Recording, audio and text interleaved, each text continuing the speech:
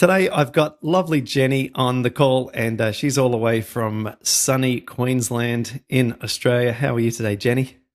Good, thank you. How are you, Clint? I'm great. And as always, I'm thrilled to be able to share with our audience your fabulous story and improvements on the Paddison program. And I look forward to hearing this myself, since we've done what I like to do, which is withhold all the juicy bits until we go live so that then I can experience it with the audience. So just to give us a sample of what we're in for, tell us, how far have you come? What's your sort of before and after situation?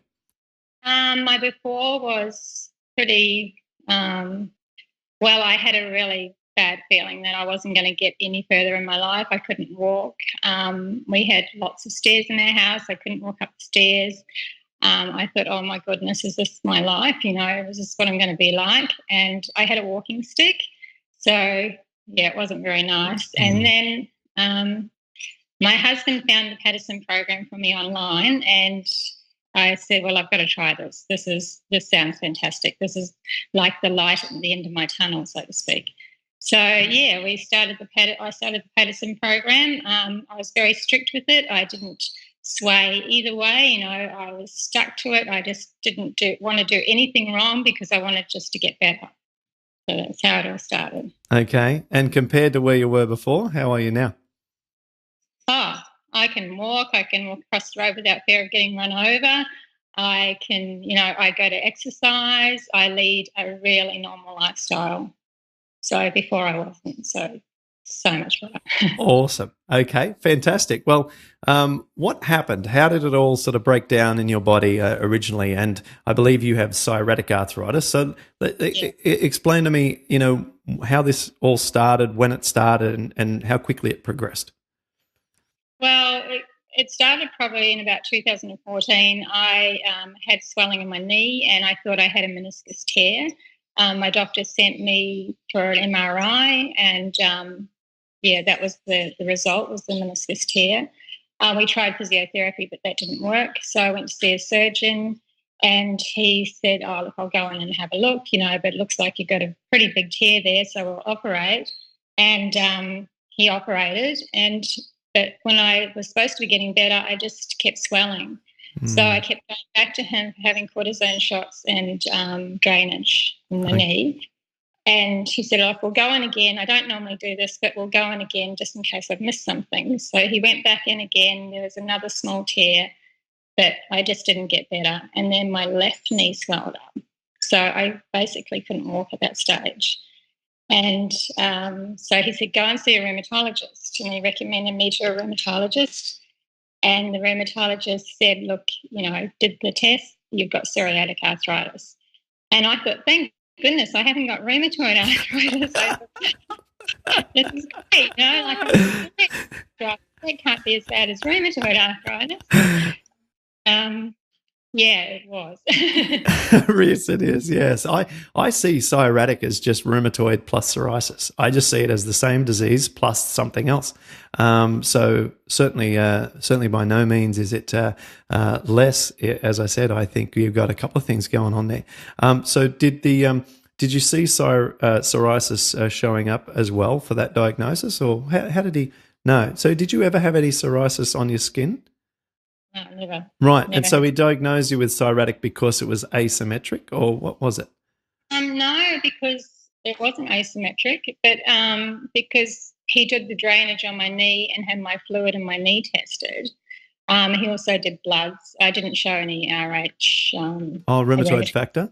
Yeah. Yeah, Mm-hmm. at all. And so that's how he diagnosed it. Yeah, Okay. that's what. But Okay. I think All it's the fluid in the knee when he diagnosed that. He said, "Yeah, this is what it is." He said that. He said it was a really hard thing to diagnose as psoriatic arthritis because it doesn't have that rheumatoid factor. right. But, and he said, "I'm going to put you on sulfasalazine." Okay. And so he put me on 25 milligrams of prednisone first, and then I started taking the sulfasalazine. Okay. And I ended up in hospital with a really bad reaction. I was in quarantine for 6 days. I lost all my white blood cell count. I had to have bone marrow biopsy, and then I had to have injections to boost my white blood cell count back again. My So it gosh. was a horrible, horrible, Right. Now, so, what did the doctors attribute all of that to? The methotrexate, the sulfasalazine, or the prednisone? sulfasalazine. I was allergic to sulfur, and I explained that to the rheumatologist. And he said, "Oh, look, we'll just give it a go, shall we?" And next thing you know, I get a phone call saying, "Oh, don't go anywhere, stay inside, don't go to the house. I'm sending you to a hematologist, and we're going to get your blood checked, and you need to go into hospital." So, Now that call must have been triggered by him receiving an updated blood test and looking at the results, and then, basically, it's a red flag has been raised with your white cells, and he's made that call and said, "Get to the hospital." Yeah. yeah. Wow. Okay. Wow. Right. Okay. So this is fascinating and horrific. So what happened next? Then I said to my husband, I don't want to go back on any medication because the next one was methotrexate. Yeah. And I've also had hepatitis in the past, so I was a little bit worried about the liver damage. Oh, yes. Yeah. Yeah. And, so he said, I found this program online and it's called the Paddison program. Maybe you should look into that. And I thought, yes, that's where I'm going to go. And I knew that diet would help me. I just had this feeling about it. And I'd also asked the rheumatologist about diet, and he said, no, that won't fix anything, So I really proved him wrong.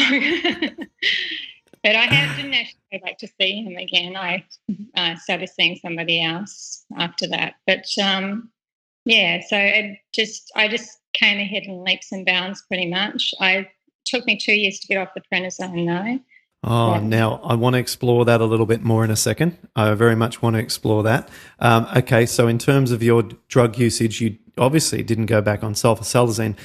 You were scared of the methotrexate. So you just stayed on the prednisone. You came out of the emergency room and you just stayed on that and you followed Paddison program. And that's what you did, yeah, for the last 2 years. Is that correct? Yeah, and I saw a GP and she started taking my bloods, but it probably wasn't until the end of probably till I've been on the Paddison program for 6 months, I started getting my bloods taken. Right, so okay. I wasn't even aware of, when I was with the rheumatologist, I wasn't aware of the like the CRP or the ESR. Or I wasn't aware of that until I saw your program. But Yeah. I just wanted to really concentrate on weaning myself off the prednisone and getting better. Yeah. So that's what I did. But, Yeah. Wow. Sorry, continue, please. I went down 0.5 milligram, but that didn't really work. I just had to keep going back up. And I got an infection and then I had to go on antibiotics and that kind of like put me back up again to the 5 milligrams. And so then I started going down by a quarter and it took a long time, but it got me off it. Wow. Yeah. Fascinating. So you were using a tablet cutter to cut them into a quarter. Yeah. And so let's explore this a little further because there are a lot of people in your situation. It's a very challenging situation to be on prednisone and you're addicted to it. And I mean that not in a bad way. Well, it's only a bad way. But I mean like you're not it's not like you're not wanting to be on it. Do you know what I mean? Like you're trying to get off, but it just the consequences of the lowering are such that it's very difficult to get off. How long did you wait until you were steady again after each quarter milligram dose? Like, what was your general approach here? Probably every fortnight. Okay, so around the world, a lot of countries don't use the word fortnight. That means 2 weeks rolling. So you would drop a quarter, you would wait 2 weeks, and in that 2 weeks, you would resettle yourself and adjust, and then you would make any adjustments to your diet, make it more simple if you needed to exercise a bit more, I'm guessing. You're nodding, so good.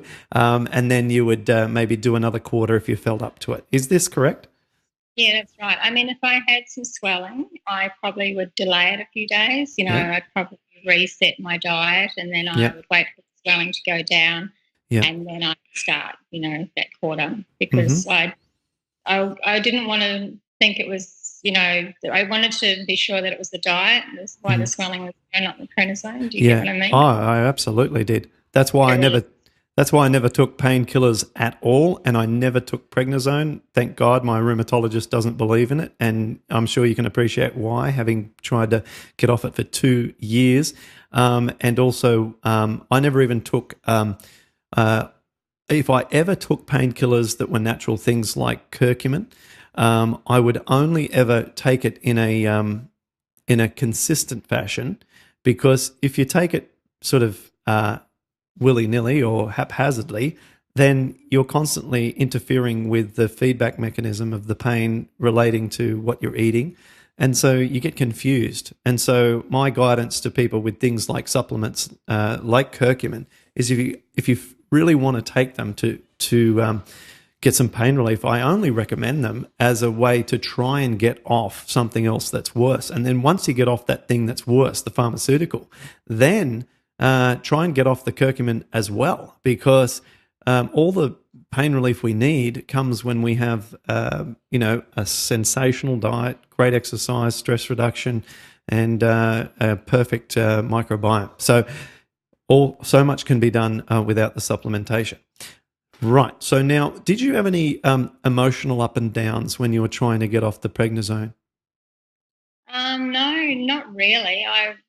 My emotional levels have been quite good. I didn't get depressed or anything like that, but I think I got frustrated because, I'd probably go down like maybe 2 milligrams, and then something would happen, like I got this infection, and then I had to go back up again, and then I had to start all over again because I was doing half a tablet, then I had to go back to a quarter of a tablet, and I just wanted to get off it. But you've got to be patient, I suppose, and realise that you will get off it. It just takes time. Okay, all right. And where are you now with regards to your medication usage and your pain levels? Okay, I don't take any medication whatsoever.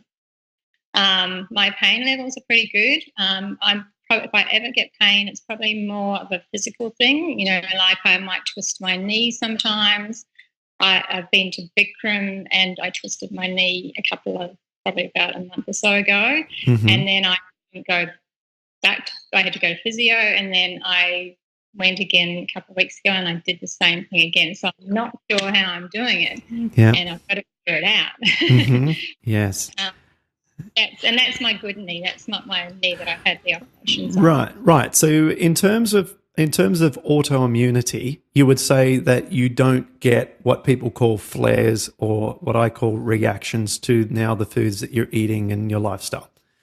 Yeah, well, my diet is still quite basic. I do produce things every now and again, and I know pretty much, straight away if that thing. I do still get flares, in that sense. If I eat the wrong food, that's what it's just.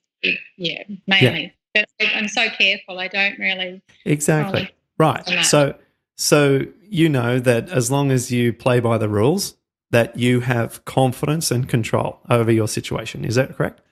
Yeah, that's right. Definitely. Yeah.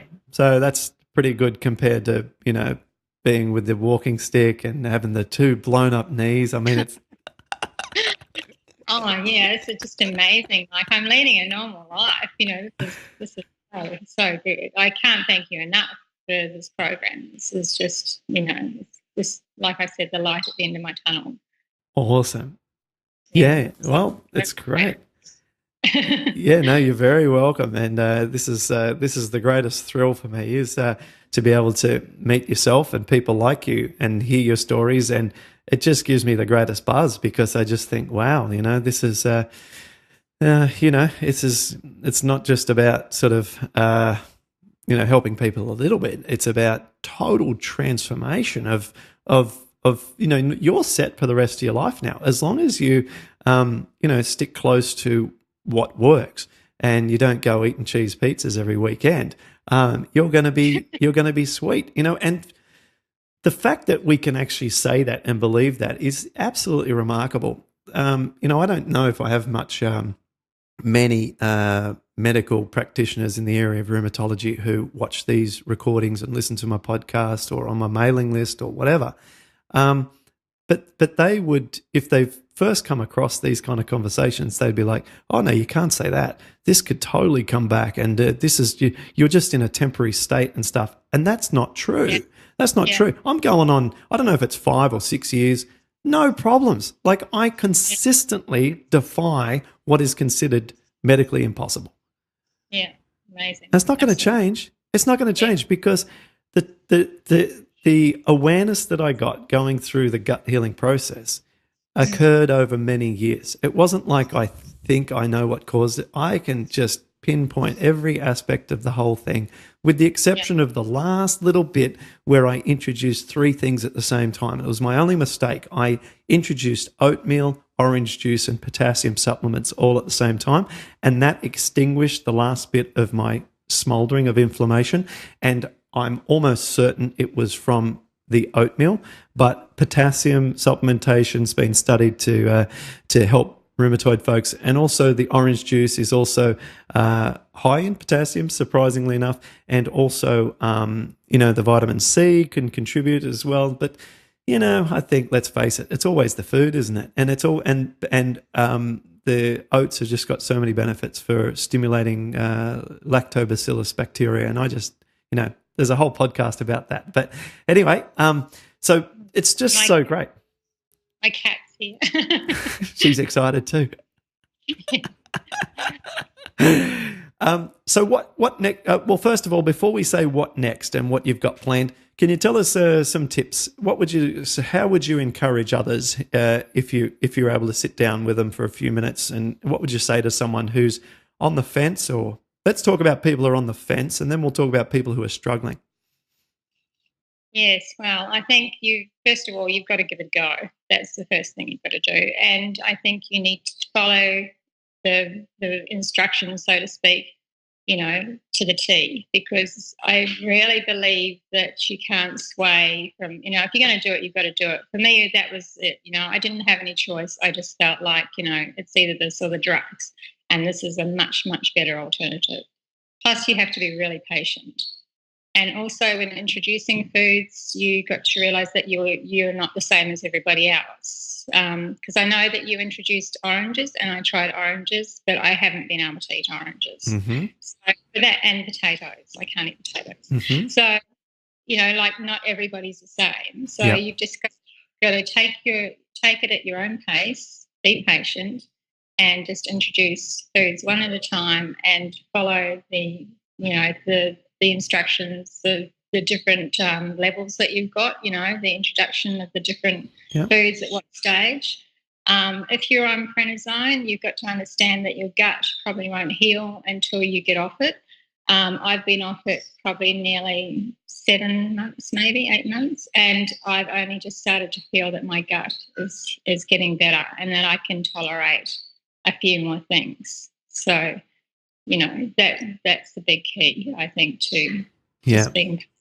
Well, that plays into exactly my existing knowledge and my teachings on that as well. Whilst you're on prednisone, you're fighting with 1, if not 2 hands tied behind your back, and it just consistently tries to undermine the attempts to heal the gut. And so, I'm extremely impressed and wildly excited for you that you were able to slowly get it down so low that you won the arm wrestle. It's like an arm wrestle. It's just you're constantly battling, and it just, you can, those times you watch an arm wrestle and it doesn't seem like anything's going. There's 2 opposite forces and they're barely moving, and then eventually, finally, you start to get the leverage, and just getting off just a quarter at a time. You got the leverage, and then you won the arm wrestle, and then now you're able to see the healing take place, and now you've got that slow period. Once you get more and more foods in, it just gets easier and easier and easier, and then maybe once every now and then you still might feel like a little twinge or something. You're like, well, that's not quite right, and if you get that, you just reset back to baseline for 1 or 2 days. And then Yeah. you just resume wherever you were up to, resume with all the foods, and you should be sweet to get straight back where you were. Mm. So Yeah. it's exciting. And so, any other thoughts before we talk about maybe what you've got planned for the future? I don't think so. I just think, yeah, like I actually got the okay from the rheumatologist at the beginning there. She doesn't want to see me again. So that was amazing. How We did that just, How did that go down? I mean, was it a visit or was it just a letter? no, it was a visit, and my COP was under 1, and I can't remember, my ESR was pretty low. So she said, "Look, as far as I'm concerned, you've got no symptoms, and you don't need to come and see me again. You can book an appointment just in case, that you have a problem, and then you can come back." And so I've cancelled my appointment twice now. So I don't think I'll be making any more appointments at all.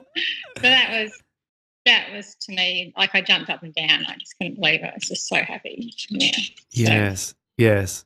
So, and what about your family? How have they been throughout this process?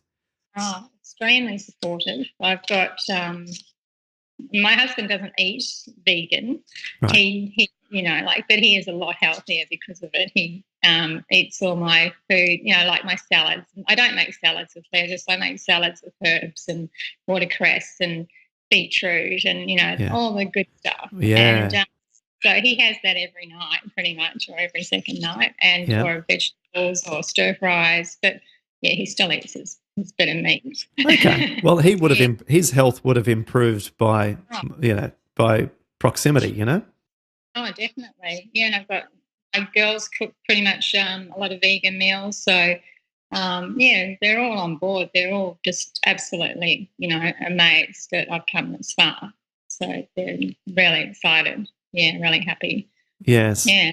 And did the rheumatologist say something like, I'm going to have to get you in to speak to all of my patients and tell them to do whatever you've done and encourage every single person that walks into my clinic now to go on this Paddison program so that then I can reduce their medications, make them happier and make them healthier to avoid future complications with other diseases?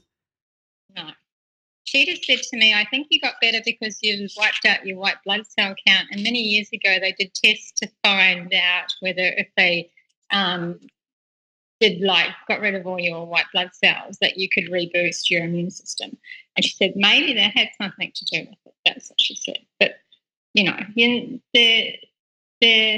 I think she was a little bit more open than what most rheumatologists were, and she was very happy for me to go on with my diet, and she didn't force me into taking anything. She said, "Look, you just do what you think's right, and Mm-hmm. Mm-hmm. just keep taking your bloods, and we'll just see how you go." So she was open in that respect, and she was a nice person. So Yeah, I yeah, think that's all we can ask for. They don't, when you go to someone who's a car mechanic and you start talking about how to grow flowers, the car mechanic's not going to understand how flowers grow. And if you try and tell them that they should shift their business to flower growing, they're probably not going to think that's something that they want to do because they don't know anything about it. So fair enough. And what do you got planned now? Have you got some exciting things planned? Have you got some trips planned, or you feel more social? You want to spend more time with some friends and family? Tell us what's next. yeah.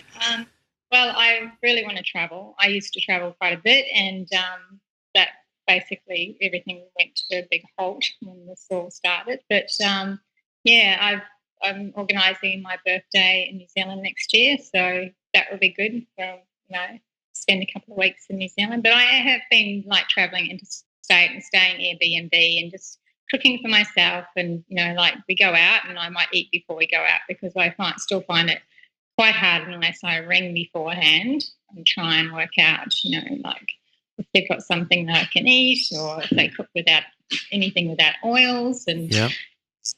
so yeah, but I hope to, now that my food variation is getting bigger, I can have a little more. I'm hoping now that I will be able to just do a lot more dining out and, doing that. Well, we have friends over. We've got a nice, balcony that we can all sit on. And so we entertain a little bit and yeah, it's good. Yes. Yeah, I'm happy, I'm very happy. I'm just happy to be well, to be Yeah. honest.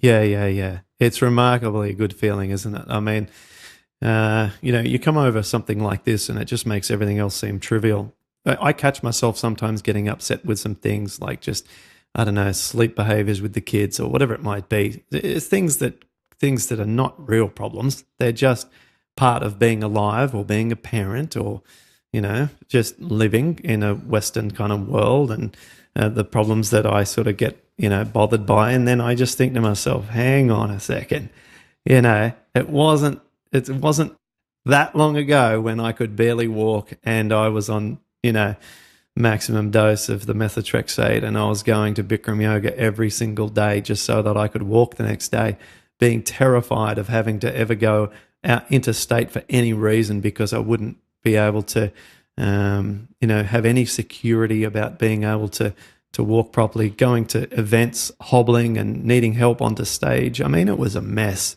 And then I think about that, and then I think, well, okay, this is nothing. This is a joke. This isn't even a problem. This is just something I can learn from, compared to what I used to go through. So I hear. Yeah, I have a different respect for people that have, that are in wheelchairs and what have you. And I understand the struggle that they must go through every day. And, and I sometimes see people and I think, I wonder if you've got rheumatoid arthritis because they've got sticks and what have you. And I just would like to let everyone know that, this is an alternative, and it's a natural alternative, and it works. It's just amazing. It's fantastic. Wonderful. Well, I'm so pleased that you responded so well to the changes that I believe in, and I now see that you fully believe in and got results like I got. And it's very encouraging for people who are, relying upon these chunks of information for inspiration, because the path is long and the path is slow and the path can be so frustrating. And every time we learn from someone like yourself who's been there and been in the trenches and doing it the hard way, it really does help to get up the next day and exercise and to eat the right foods and to continue to apply the discipline that's needed. Yeah, definitely. And you're a much healthier person for it as well. Exactly. It feels good if you, if you meet the criteria, which many of us can meet, to be bulletproof from having a heart attack, to have virtually no chance of ever getting type 2 diabetes, or to eliminate it if you currently have it, and all of the big list of things that we feel confident about, not in a gloating way, but just in a quite factual way. It's just statistical outcome reduction, isn't it? It's just, well, here are the stats. You have these results, these blood markers. You're in this category of risk. And if you eat a low-fat, whole food, plant-based diet, no junk food, then you're in the lowest category risk. Exactly. My cholesterol level has gone down. Like, I had quite high cholesterol, and my cholesterol level is like below normal. Like, it's really good. It's fantastic, right?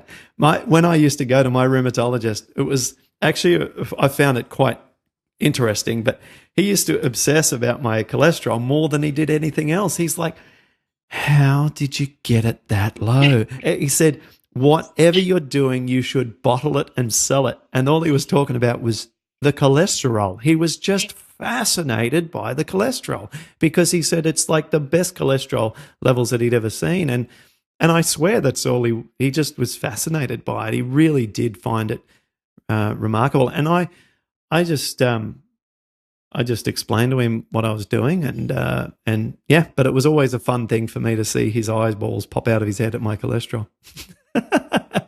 It's gone back up since I've expanded my diet. Now it's just in the low range of normal. It's not below normal anymore. It's just in the low range of normal. And I found that interesting because now, I guess, I just eat so much diversity now. And not as much greens. I was so crazy about the greens consumption, and I believe that the greens just seem to pull the cholesterol out. It just seems to tear it right out. That sounded like a harsh thing, but it just seems to lower the cholesterol levels a lot, proportional to dramatic amounts of leafy greens. And so when I just eased off on that because I didn't have to as much to feed my healthy bacteria, then I found the cholesterol just gently went back up a little bit. I've started to promote, which I'm really happy about. And I think it's because, yeah, I'm probably more diverse in my diet now, and I have like quinoa pasta and rice noodles, and just a few more carbs, I suppose. Yeah. Which has really kind of helped me put the weight back on, which is good. Yeah. As the foods get just a fraction more processed, and you get into those, pasta varieties of things, you burn the fuel quicker, so that you end up wanting to eat more again sooner. So in a day, you actually end up eating a little bit more food, which then the more calories. It obviously helps if you're working on muscle gain and stuff to have the extra calories to work on. So it all the hardest part's the early stages. That's the hard part, and then it just slowly unfolds. Seems like forever those first few months, but then you just get used to it. You're just in the swing of it, and it's like you don't really need or want to eat anything else. Occasionally you think, oh, I like a bit of cheese, but then you just go, nah, I'm not eating cheese. Pain-free feels better than cheese tastes. Yeah. All right. Well, fabulous. Well, thanks so much. It's been great to chat with you. And I'm looking out the window in the background. I can see a gorgeous big gum tree just blowing in the wind, and it makes me miss home. So I appreciate being able to see that as well, because certainly the landscape and the outdoors of Australia is in my blood, and I really do miss it. So it's nice to see that tree. You're living in obviously a beautiful part of the world. Lovely here. Can't complain, that's for sure. That's right, exactly. Yeah. Well, thank you so much, Jenny. This has been lovely, especially at an early time, 8 a.m. there in Australia. So thanks so much, and I look forward to keeping in touch. We'll talk again soon. Okay, thanks, Clint. Have a good day. You too.